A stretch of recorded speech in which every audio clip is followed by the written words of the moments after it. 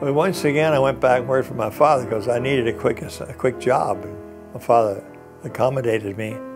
And then I utilized my GI Bill of Rights to buy a poultry farm and hatchery.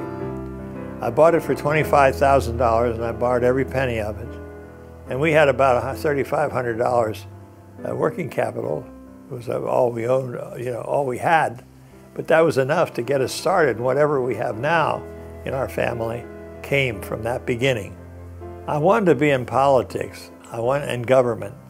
I wasn't sure exactly what I wanted to do there, but I was inspired by my father being in the Senate. Thought that would be a good starting place for me. I was drafted, truly drafted, to run for state treasurer in 1952. And my wife was so upset because she knew I was needed in our poultry farm and hatchery operation. And she knew it would throw a tremendous burden on her, which it did. She lay on the bed and sobbed for about a half a day over that. And that's a high price you pay for being in politics sometimes. And then in '54, I saw the opportunity was there to probably get the nomination. But if I hadn't made the campaign in '52 and made a lot of friends and contacts out there, I wouldn't have had the chance to run at '54. And that's what I tried to explain to Mary Jane in '52. I said, Mary Jane, sometimes in politics, you have to do what other people want you to do if you ever hope that someday they will do what you want to do, help you to do what you want to do.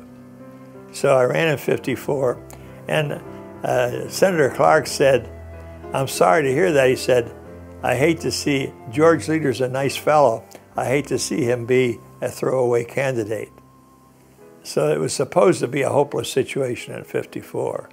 Well, I didn't start out with that in mind, and I knew I wasn't a sure winner because the Republican registration was 907,000 more than the Democratic registration. But I was able to get the policy committee endorsement primarily on the contacts I had made in 1952 when I ran for state treasurer. I started campaigning in the spring.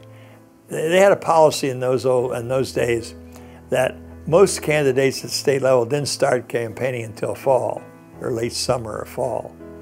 Well, I didn't quit. I started in the spring and I went straight through all summer. And I was every little town and village, and I'd go in there and I'd see the political leaders, I'd make a speech, maybe a fundraiser. I'd call on the local papers. We had 800 weekly newspapers in Pennsylvania in those days. I called on all of them. Well, you called on them, you get a picture and an article about you in a local paper. And if you were courteous enough to stop in to see them, they generally treated you like a guest, even though the bulk of those weekly newspapers would have been Republican originally, I'm sure, normally. Anyhow, after 8 months, by the time the fall came and the Republicans started campaigning, I think I was far enough ahead that they never caught up. I'd been all over the state many times by that time.